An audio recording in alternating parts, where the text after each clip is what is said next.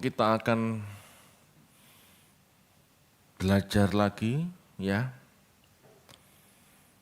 dengan tema besar sinopsis dengan subtema pemurnian ya, diambil dari Lukas 12 ayat 49 sampai 59. Kita akan baca dulu. Silakan. Lukas 12 ayat yang ke-49 sampai yang terakhir 59. Yesus datang membawa pemisahan.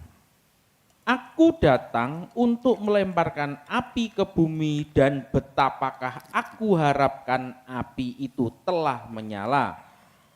Aku harus menerima baptisan, dan betapakah susahnya hatiku sebelum hal itu berlangsung. Kamu menyangka bahwa aku datang untuk membawa damai di atas bumi? Bukan, kataku kepadamu, bukan damai, melainkan pertentangan. Karena mulai dari sekarang akan ada pertentangan antara 5 orang di dalam satu rumah. 3 melawan 2 dan 2 melawan 3. Mereka akan saling bertentangan, ayah melawan anaknya laki-laki, dan anak laki-laki melawan ayahnya. Ibu melawan anaknya perempuan, dan anak perempuan melawan ibunya. Ibu perempuan melawan menantunya perempuan, dan anak menantu perempuan melawan ibu mertuanya. Yesus berkata pula kepada orang banyak, apabila kamu melihat awan naik di sebelah barat, segera kamu berkata akan datang hujan, dan hal itu memang terjadi. Dan apabila kamu melihat angin selatan bertiup, kamu berkata hari akan panas terik, dan hal itu memang terjadi. Hai orang-orang munafik, rupa bumi dan langit kamu tahu menilainya. Mengapakah kamu tidak dapat menilai zaman ini? Dan mengapakah engkau juga tidak memutuskan sendiri apa yang benar? Sebab jikalau engkau dengan lawanmu pergi menghadap pemerintah, berusahalah berdamai dengan dia selama di tengah jalan, supaya jangan engkau diseretnya kepada hakim, dan hakim menyerahkan engkau kepada pembantunya, dan pembantu itu melemparkan engkau ke dalam penjara. Aku berkata kepadamu, engkau tidak akan keluar dari sana sebelum engkau membayar hutangmu sampai lunas. Ya, terima kasih. Bapak Ibu, ayat-ayat di atas, khususnya Lukas 12 ayat 49, ini sering diabaikan, ya, sering diabaikan oleh orang Kristen, oleh banyak gereja, dan jarang pendeta mengkhotbahkan ini. Betul? Pernah dengar? Jarang. Selain diabaikan, di-skip gitu ya, sering pula disalahpahami oleh orang beragama, khususnya agama Kristen. Ada yang menafsirkan, aku datang melemparkan api ke bumi, itu api Roh Kudus katanya. Ya, tidak salah, tetapi kurang spesifik. Ya, kurang spesifik. Bapak Ibu, mereka tidak bisa menerima fakta bahwa Tuhan hadir melemparkan api. Api itu selalu simbol dari panas, tidak enak. Ya, api itu selalu simbol dari penderitaan atau pertentangan. Sadrak, Mesak, Abednego masuk ke dapur api, itu kan nggak enak gitu ya. Tapi banyak orang beragama berpikir Tuhan hadir tidak untuk itu. Tuhan hadir itu membawa pertolongan, membawa kesembuhan, membawa mujizat. Ini sebetulnya cara berpikir beragama yang dangkal. Memang Tuhan memberikan kesembuhan, mujizat, memang. Tetapi kita harus tahu bahwa itu semua dilakukan Tuhan pada awal pelayanannya. Di mana orang-orang saat itu baru mengenal Yesus. Gitu ya. Tetapi kalau kita lihat perjalanan murid-murid Yesus setelah 3,5 tahun pertama mereka mengikut Yesus, melihat mujizat, setelah itu tidak ada lagi. Kita lihat akhir hidup 12 murid, selain si Yudas dan Yohanes Pembaptis, mereka semua mati, gak ada pertolongan. Mereka semua teraniaya. Ya. Mereka semua mati dalam siksa. Disiksa pemerintah Roma, dipenggal, ditarik kuda, dibakar hidup-hidup, ditombak. Banyak orang beragama berpikir dangkal, kekanak-kanakan, dengan hanya meyakini Tuhan membawa angin sepoi-sepoi yang nyaman atau kedamaian. Sebetulnya tidak, Bapak Ibu. Awalnya seperti itu. Ya, awalnya memang seperti itu. Itu untuk menunjukkan memang Tuhan diutus oleh Allah. Tuhan Yesus diutus oleh Allah. Tetapi setelahnya tidak. Dikatakan Tuhan datang untuk melemparkan api ke bumi. Fakta sesungguhnya Bapak Ibu, Tuhan Yesus datang sebagai petunjuk arah. Sehingga yang melawan arah akan tampak berbeda. Petunjuk arah, Surabaya ngiri. Kalau kita nganan berarti lawan arah, berarti salah arah. Yesus hadir itu sebagai petunjuk arah. Tuhan Yesus datang sebagai terang. Sehingga orang yang hidup dalam gelap, kelihatan sisi gelapnya. Halo. Tuhan datang sebagai terang. Sehingga orang kalau hidup dalam gelap, kelihatan sisi gelapnya. Yesus tidak serakah. Begitu ada orang serakah, kamu kelihatan sisi gelapmu. Gelapmu apa? Serakah. Ayo, tinggalkan serakahmu. Tinggalkan sisi gelapmu. Jadilah orang yang tidak serakah. Mau enggak? Kalau tidak mau, maka tampak sudah dia sebagai orang akan terhukum. Malu. Dengan mengerti ini orang itu sudah tahu bakal kemana hidupnya. Bakal di kemah abadi yang menyenangkan, yang damai bersama Tuhan, atau bakal ke neraka, itu sudah tahu. Jadi Yesus datang cuma menunjukkan ini loh terang, yang bukan terang itu gelap. Nah tinggal kita, gitu loh. Mau kemana? Kalau kita tetap mau tinggal dalam gelap, ya kita tidak akan ikut dia. Ini yang membuat orang banyak pusing, was-was, gak suka, gitu ya. Tuhan Yesus datang sebagai standar anak Allah. Sehingga siapapun yang mau menjadi anak Allah harus mengikuti jejaknya. Kalau tidak ikut jejaknya, kamu tidak bisa disebut anak Allah. Loh, begitu saja sebetulnya. Dan inilah api itu. Kalau kita tidak ikut arahnya Tuhan, tidak ikut hidup dalam terang, ya. Kalau kamu tidak ikut jejak keteladanan anak Allah, ya kita tidak bisa apa?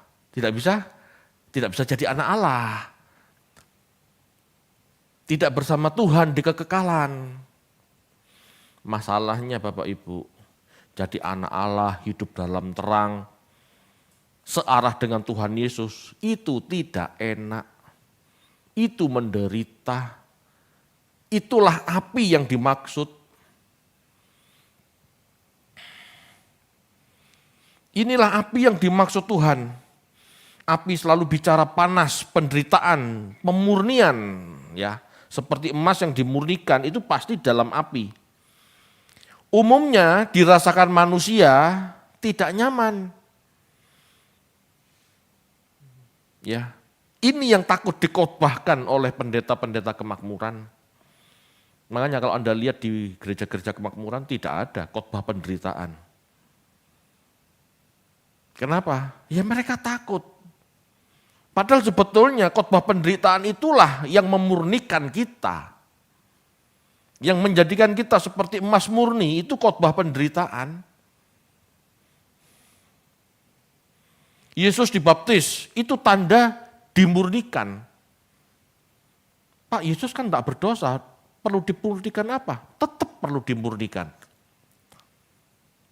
Penderitaan salib, ya, penderitaan salib itu bagian Tuhan Yesus, itu paketnya. Dia harus melalui itu, Yesus harus melalui itu supaya dia menjadi pokok keselamatan. Supaya dia tahu bagaimana namanya orang selamat itu seperti apa. Bapak yang memurnikan anak dengan penderitaan agar layak menjadi pokok keselamatan, yang artinya menjadi standar kebenaran. Yesus harus dimurnikan juga. Dia nggak bisa menjadi pokok keselamatan atau standar kebenaran kalau dia sendiri tidak berlaku benar saat dia menderita. Di dalam penderitaan itulah dia bisa berpikir bagaimana seharusnya hidup benar. Ditolak bangsanya, difitnah bangsanya, dicemooh bangsanya, disalib bangsanya. Dia mengatakan, Bapa ampuni mereka, mereka tidak tahu apa yang mereka perbuat. Itu kebenaran, itu tandanya orang benar.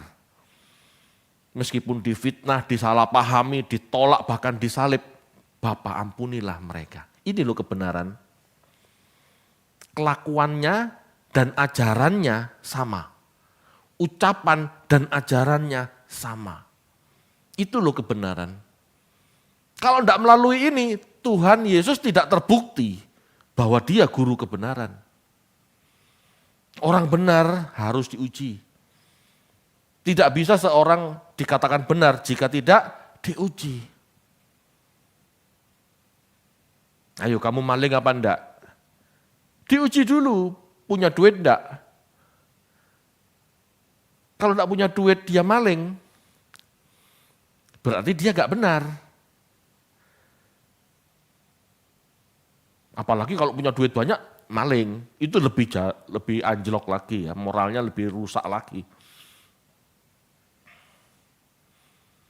Tanpa pemurnian, Yesus juga tidak layak menjadi pemimpin manusia menuju kebenaran, menuju keselamatan. Tidak layak. Ya. Ibrani 2 ayat 10, ayo dibaca yuk.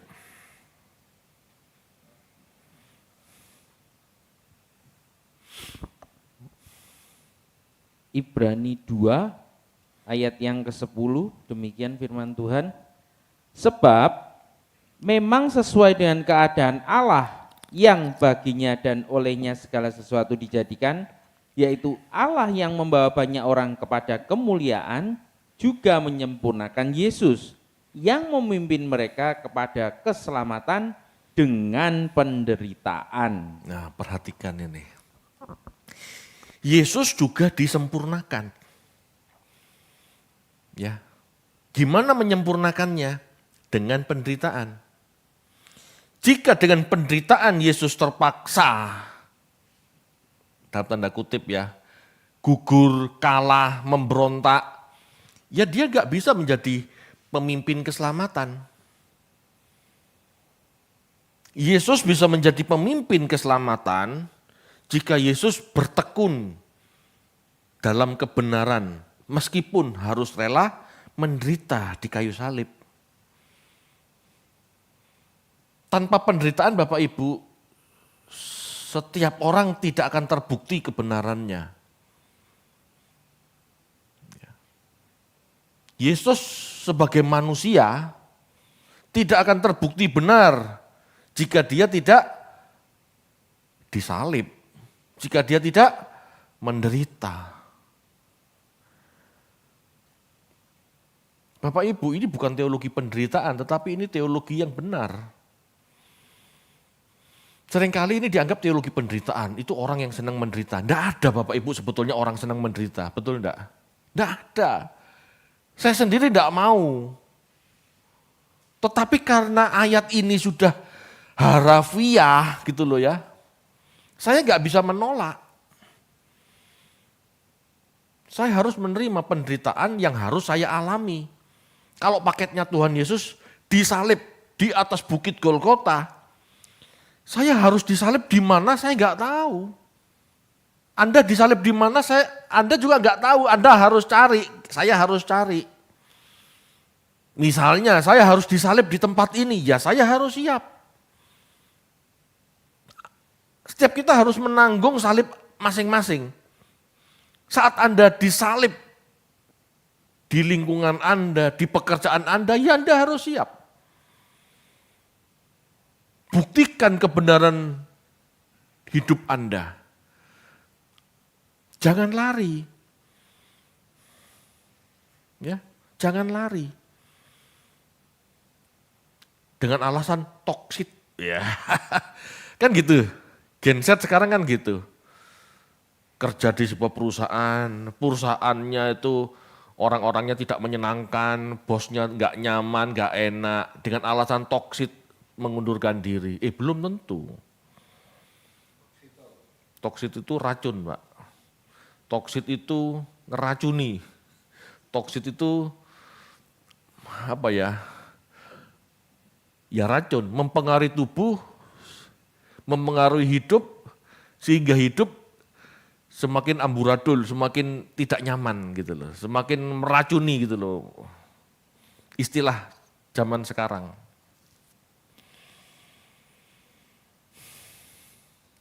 Tidak bisa seperti itu Bapak Ibu. Kita harus melawan, ya. Kita harus, saya tidak melarang seseorang keluar dari perusahaan karena memang toksit gitu ya.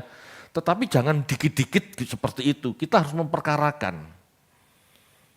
Ya, kita tidak boleh kalah dengan lingkungan.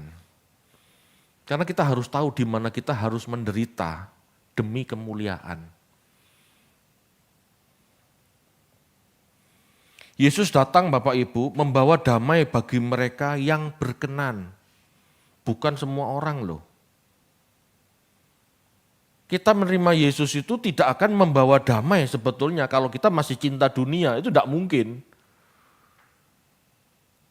Kita tidak akan damai Bapak Ibu jika kita menerima Yesus sekaligus kita masih suka memuaskan keinginan sendiri. Tidak mungkin. Lukas 2 ayat 14, ayo dibaca yuk.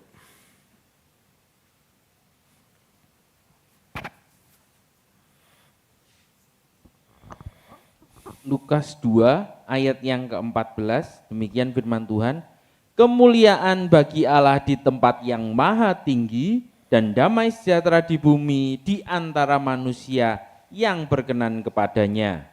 Nah, yang berkenan, yang mau hidup benar, yang mau hidup seturut kehendak Allah, itu damai. Kedamaian ini beda sama kedamaian dunia. Yesus disalib kok mosok saya cuman dilokno, dihujat, disalahpahami, saya harus kabur. Tidak boleh. Yesus rela kok disalib, mosok saya enggak terima, dipersalahkan. Damai.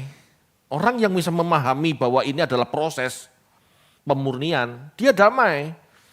Tetapi kalau gak mengerti kebenaran ini, dia gak akan damai, dia akan memberontak. Gak suka aku kayak gini nih.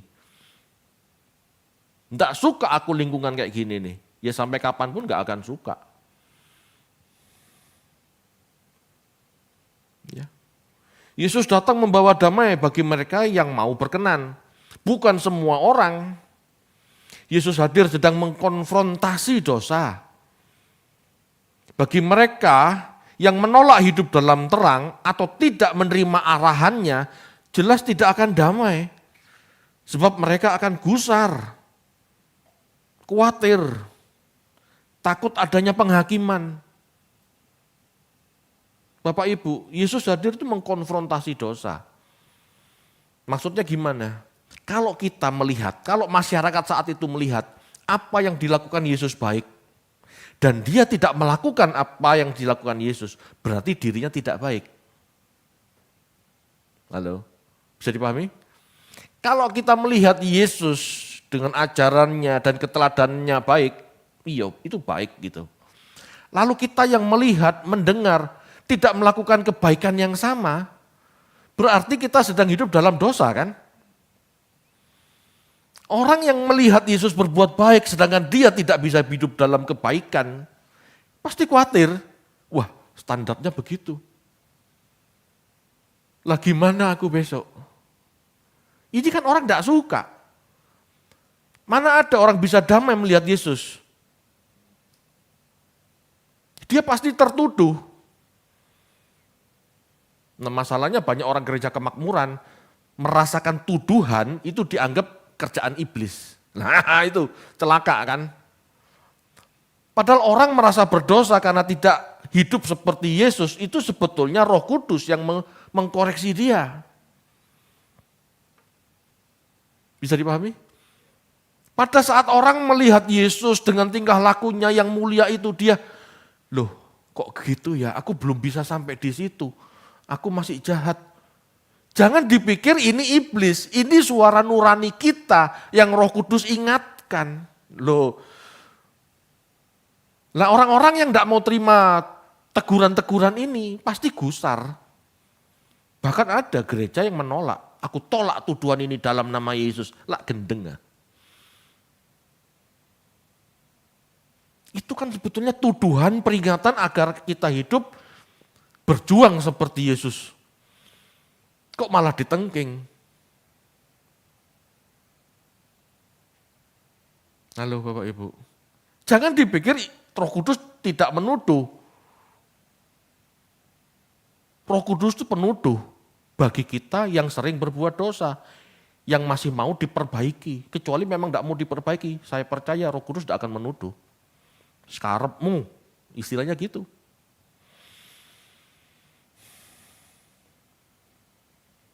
Kita baca aja yuk. Yohanes 3 ayat 18 sampai 21.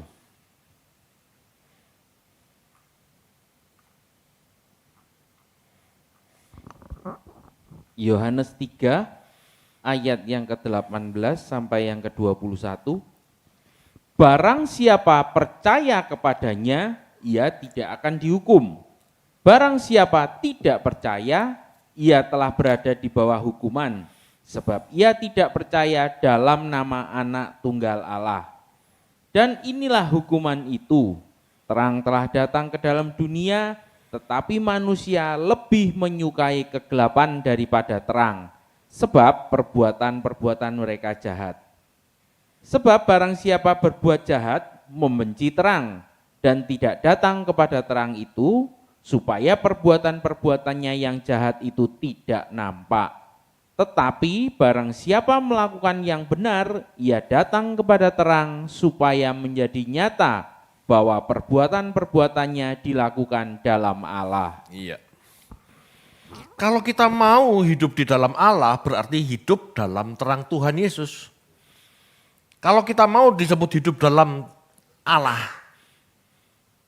kalau kita mau dikatakan kita hidup dalam Allah, maka kita harus melakukan perbuatan benar seperti yang dilakukan Tuhan Yesus. Itulah terang.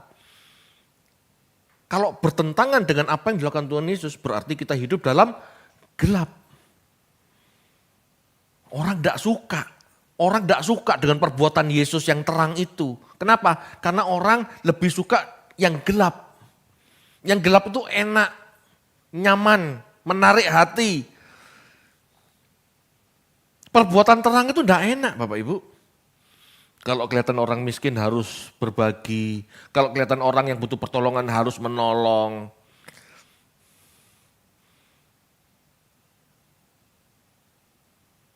Halo.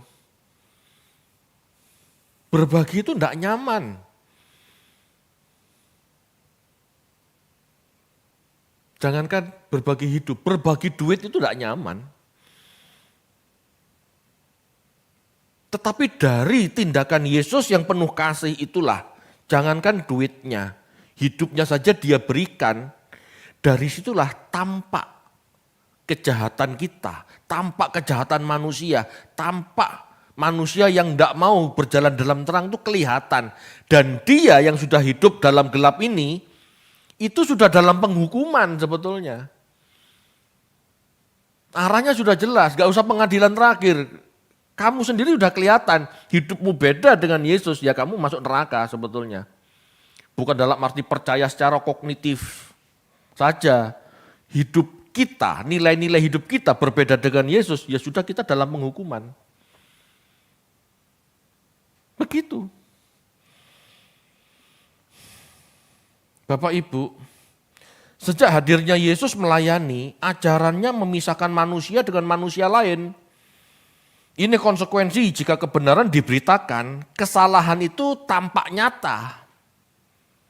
Jika kebenaran diberitakan, kesalahan itu menjadi nyata. Ya. Di mana dulu sebelum kehadiran Yesus, masyarakat Yahudi itu hampir memiliki keseragaman dalam pengertian ibadah, yaitu ritual. Yang penting melakukan ritual, yang penting ke bait Allah, yang penting persembahan, menurut dia itu sudah saleh. Namun semenjak hadirnya Yesus dengan ajaran moralnya yang tinggi, ini tabrakan dengan tradisi ritual keagamaan Yahudi. Ini memecah belah masyarakat saat itu. Contoh ya, dulu itu yang penting memberi persembahan, entah perpuluhan, entah buah sulung. Dia sudah dikatakan saleh. Meskipun dia mengabaikan orang tua, tidak ada masalah. Yang penting ritual dia penuhi. Gitu. Namun dengan ajaran Yesus, anak-anak tidak bisa semena-mena mengabaikan orang tua. Meskipun dengan alasan uangnya sudah dipakai untuk persembahan. Enggak bisa. Gitu ya. Yesus kan ngajarin seperti itu. Kamu enggak bisa ngomong dengan alasan persembahan sekalipun kamu mengabaikan pemeliharaan orang tua. Enggak bisa. Kamu harus ngurus orang tuamu dulu. Memperhatikan orang tuamu dulu. Baru ngasih persembahan. Ini kan bentrok Bapak Ibu. Ini pasti bentrok. Banyak anak-anak yang enggak suka. Zaman itu banyak anak-anak yang enggak suka. Karena dia harus memelihara orang tua, sekaligus dia ngasih persembahan. Kalau bisa ngasih persembahan saja kan cukup, orang tua enggak kelihatan kok, yes biar gitu. Jelas Bapak Ibu, anak-anak dan orang tua berselisih pendapat pada akhirnya. Ya.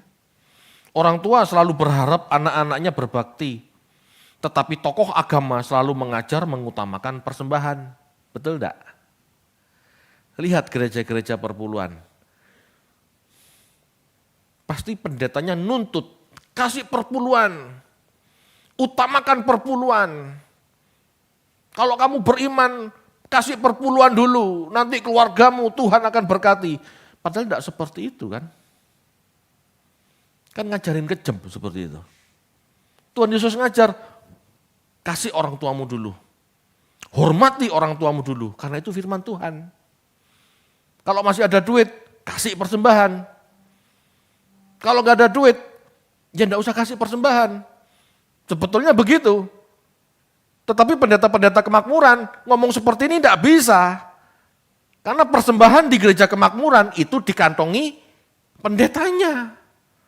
Ada kepentingan di situ. Halo.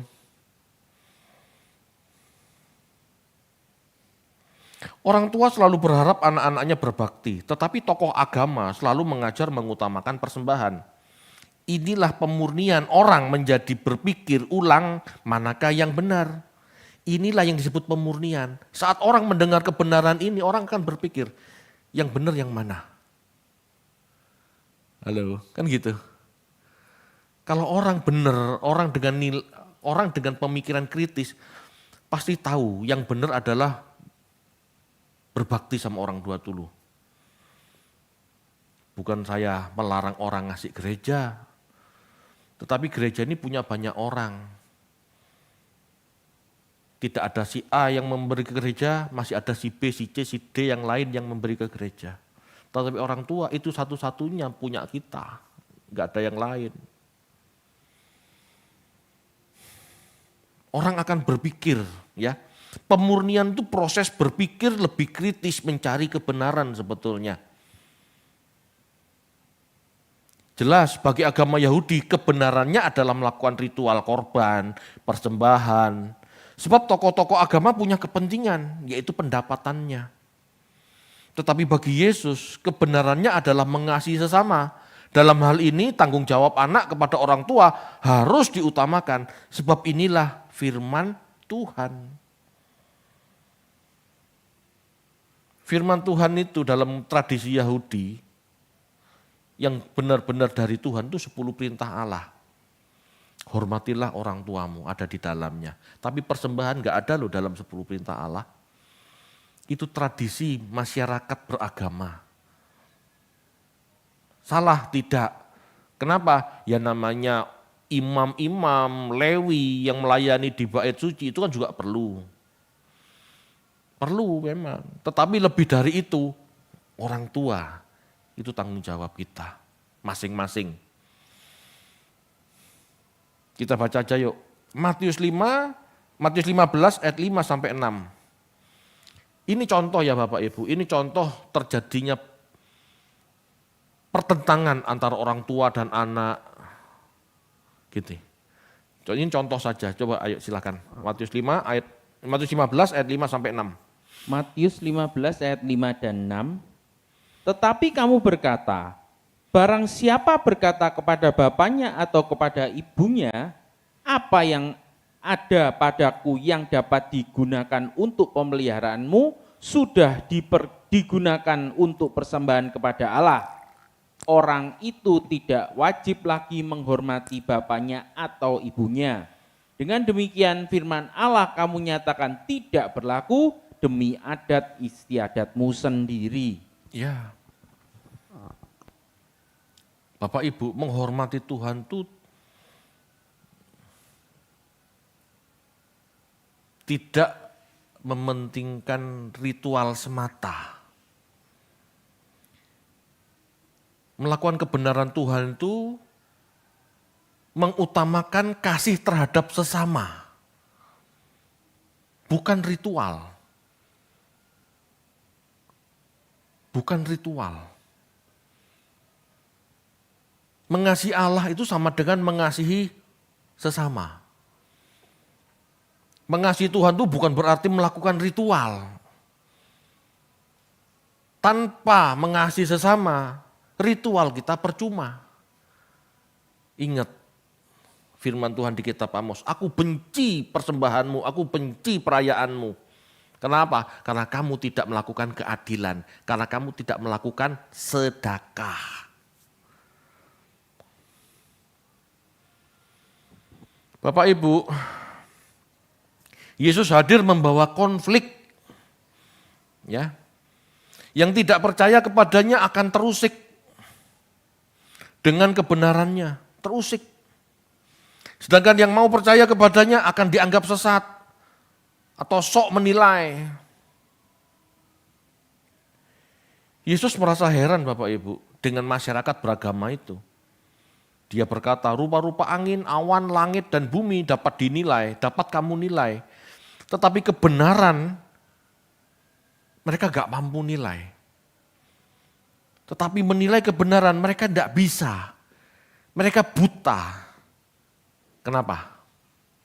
Karena ada kepentingan. Dia punya kepentingan. Orang tidak ngasih persembahan akan jadi banyak omongan orang, betul enggak? Orang tidak ngasih persembahan ke bait Allah, kelihatan dia ibadah, tidak ngasih persembahan, akan jadi banyak omong, akan jadi banyak omongan orang. Tidak pergi Pak, kalau tidak pergi ya kelihatan, tidak pernah beribadah, kan gitu. Jadi orang pada saat beribadah ke bait Allah mau tidak mau harus bawa. Kalau dia pelit, dia mengorbankan orang tuanya. Daripada kasih orang tua, nggak kelihatan, aku kasih ke bait suci. Kan kelihatan. Dengan memberi ke bait suci, aku tidak jadi omongan orang. Bahkan bisa jadi aku dipuji-puji. Tetapi di sisi lain, jiwa pelitnya terpelihara. Kenapa? Karena dia mengorbankan orang tuanya. Kalau memberi dua-dua kan berat Pak. Iya memang. Makanya melakukan kebenaran itu sulit. Melakukan kebenaran itu seperti api, panas. Gak kepengen pegang. Ada putung rokok, Anda mau pegang? Kan enggak, karena panas. Orang enggak suka memegang kebenaran, panas. Inilah kemunafikan orang-orang saat itu. Setiap orang seharusnya mampu menilai sendiri dengan nuraninya. Tidak tergantung opini orang. Ya, tidak tergantung opini orang, terutama yang memiliki kepentingan. Banyak orang beragama sekarang tergantung kata orang. Ya. Sudah seharusnya Bapak Ibu setiap orang berdamai dengan utusan Allah. Jangan sampai ketidakmauan kita berubah sikap membuktikan kita bersalah di hadapan Hakim Agung. Jangan sampai Bapak Ibu teguran-teguran Tuhan Yesus kita abaikan dan kita terhukum. Atau pilih-pilih, saya ikut kok ajaran Yesus, iya tapi dari 100 dipilih 30 yang enak-enak, yang 70 yang tidak enak-enak diabaikan, di skip. Dengan banyak dalih. Masih proses, belum mampu. Ini mau sampai kapan? Kebenaran itu sulit kita hidupi kalau tidak kita paksa menghidupi.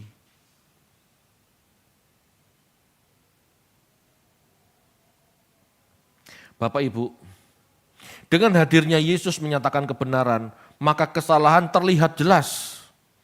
Meskipun tetap tidak mudah bagi manusia yang cenderung sakit jiwanya. Orang dengan kecenderungan sakit jiwanya, ini tidak mudah melihat kebaikan Tuhan. Melihat kebenaran Tuhan enggak gampang. Karena dia sudah punya sakit jiwa. Dia punya subjektivitas. Dia sudah punya praanggapan. Kalau tidak seperti ini, itu bukan kebenaran. Jadi pada saat Yesus atau murid-murid Yesus mengajarkan yang benar, dia tidak mau, tidak seperti ini. Ngerti maksudnya ya? Banyak yang seperti itu kan. Ya seperti orang gereja-gereja kemakmuran. Tuhan Yesus ngajarin untuk memberi orang tua terlebih dahulu. Tetapi bagi mereka yang punya kepentingan, oh enggak, harus kasih gereja dulu, nanti Tuhan baru berkati kamu dan orang tuamu. Kan gitu. Ini kan ajaran konyol sebetulnya. Dengan dalih mengutamakan Tuhan. Padahal yang namanya mengutamakan Tuhan, mengasihi sesama. Hukum yang terutama, kasihlah Tuhan Allahmu. Hukum yang kedua, yang sama dengan yang pertama. Yang sama dengan mengasihi Tuhan, kasihlah sesamamu. Apalagi orang tua. Ini berat Bapak Ibu. Berat.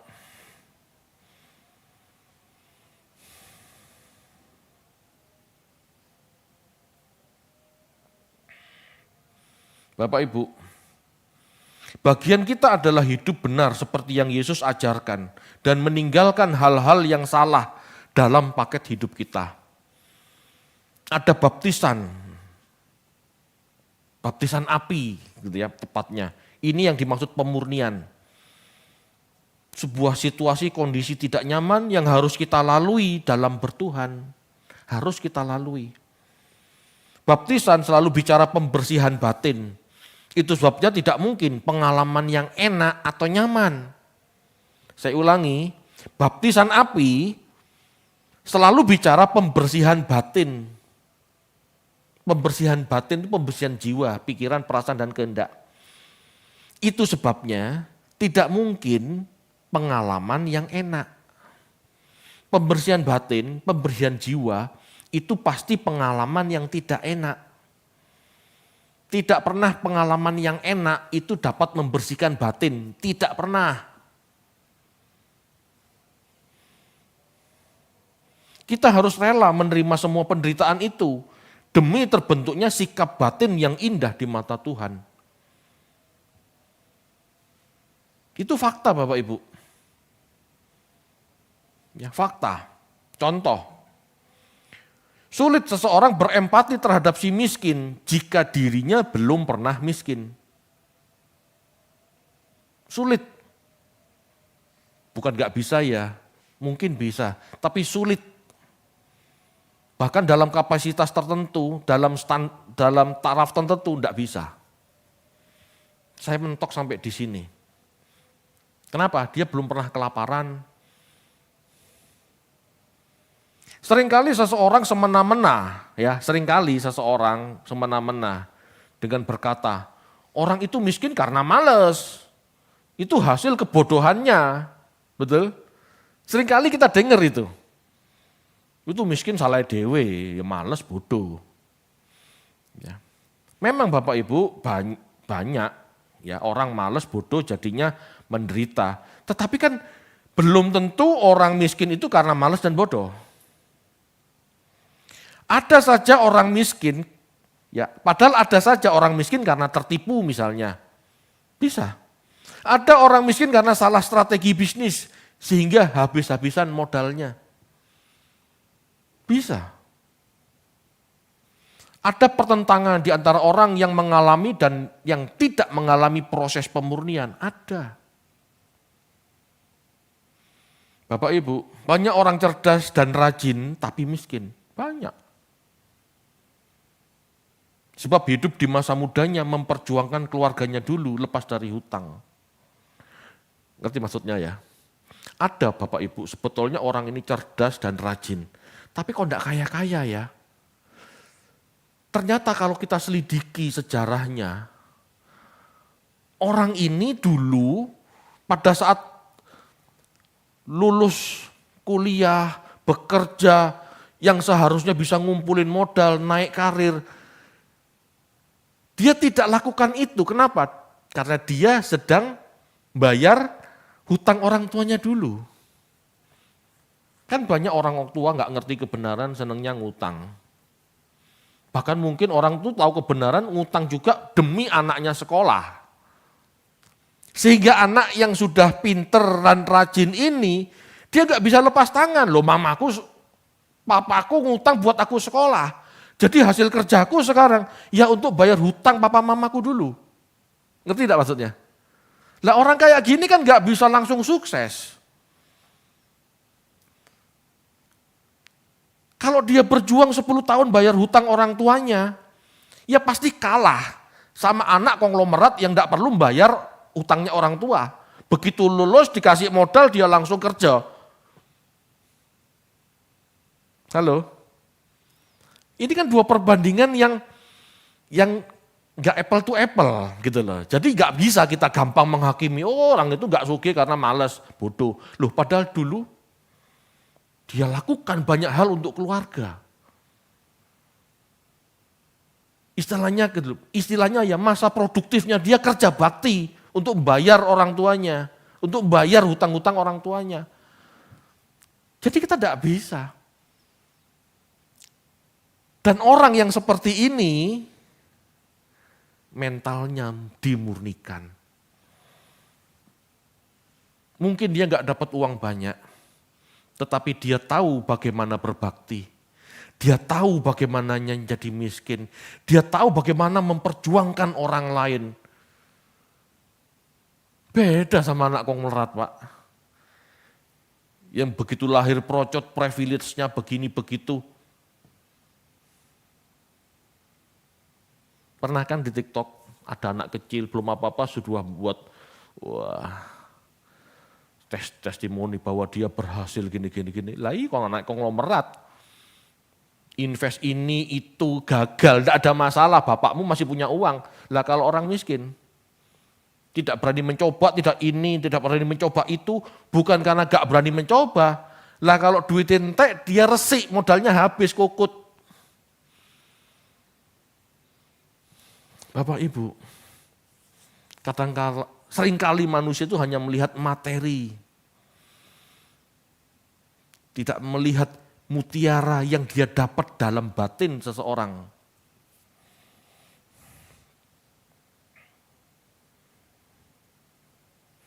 Hanya orang yang mengalami pemurnian yang bisa menjadi bijaksana dengan melihat penderitaan semakin luas.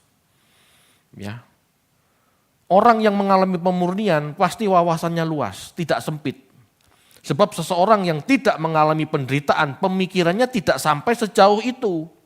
Dia gak ngalami.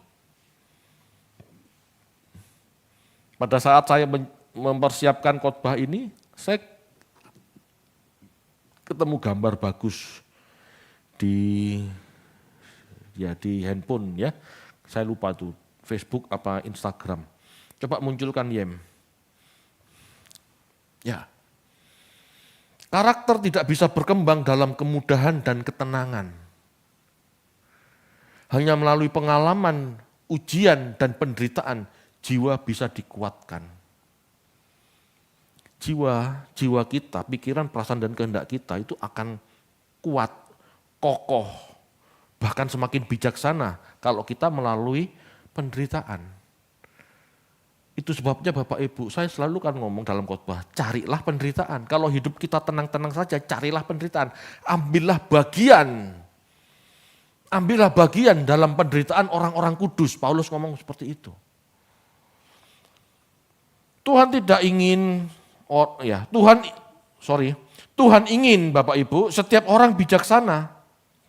Baptisan atau pemurnian melalui penderitaan itulah caranya membuat orang bijaksana. Tuhan berharap api pemurnian itu menyala, sehingga setiap orang dapat membersihkan batinnya. Kalau orang tahu kelaparan, kalau orang pernah kelaparan, dia gak akan membiarkan sesamanya kelaparan.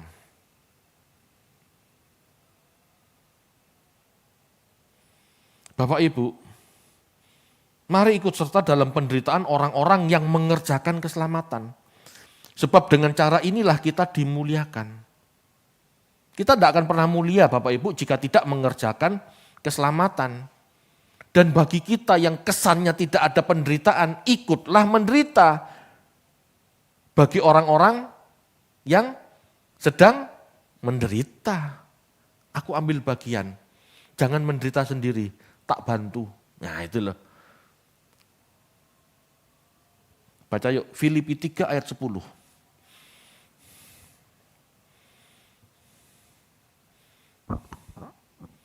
Filipi 3 ayat yang ke-10, yang ku kehendaki ialah mengenal Dia dan kuasa kebangkitannya dan persekutuan dalam penderitaannya, di mana aku menjadi serupa dengan Dia dalam kematiannya. Ya, kita tidak akan pernah serupa dengan Dia jika tidak masuk dalam penderitaannya. Jelas kok penderitaan Yesus itu apa. 2 Korintus 4 ayat 17.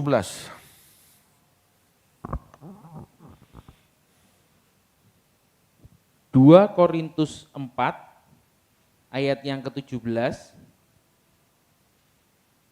Sebab penderitaan ringan yang sekarang ini mengerjakan bagi kami kemuliaan kekal yang melebihi segala-galanya, jauh lebih besar daripada penderitaan kami. Ya, Bapak Ibu, kita tidak akan pernah mendapatkan kemuliaan kekal jika tidak mengerjakan penderitaan yang harus kita alami sekarang. Ini maksudnya apa? Ayo empati yuk. Kesusahanmu apa? Ayo, aku mau ambil bagian dalam kesusahanmu. Dengan kesusahan yang kita tanggung bersama ini kita bisa merasakan perasaan Tuhan. Kalau kita nggak ambil bagian, kita nggak akan punya perasaan Tuhan. Pak, tapi banyak orang yang memberi loh Pak. Cuman memberi itu tidak bisa mengubah batin. Orang harus masuk dalam penderitaan yang sama. Orang memberi itu bisa saja, tapi belum tentu menderita. Pemberian sampai kita merasa menderita, itulah yang menggores batin kita. Halo. Tapi nanti khotbah seperti ini dicurigai lagi. Nah kan, ujung-ujungnya minta tolong, ujung-ujungnya meres orang kaya. Pasti ada tuduhan-tuduhan seperti itu. Nah tapi saya mau khotbah seperti apa, wong Tuhan jelas kok.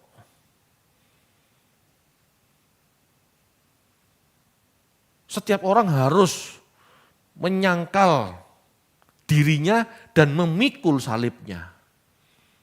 Kan gitu. Berbuatlah baik, sudah Tuhan. Kalau engkau hendak sempurna, jual segala milikmu, bagikan ke orang miskin, ikutlah aku. Loh, kok gereja-gereja malah banyak yang numpuk harta. Menolak penderitaan malah menumpuk kenyamanan, keamanan, berdasarkan mamon. Bapak Ibu, ini ajaran Tuhan. Ajaran Tuhan. Amin. Mari kita rela dimurnikan. Ayo kita ambil bagian dalam pemurnian. Ya. Ambil bagian dalam pemurnian. Itu tidak gampang. Kalau tiba-tiba kita dimurnikan, ya wis Tuhan, wis ya sudah begitu gitu ya. Tetapi kalau kondisi nyaman-nyaman, running well gitu ya, suruh cari penderitaan, orang umumnya tidak bisa. Tetapi kalau bisa, ini kelas istimewa. Amin Bapak Ibu.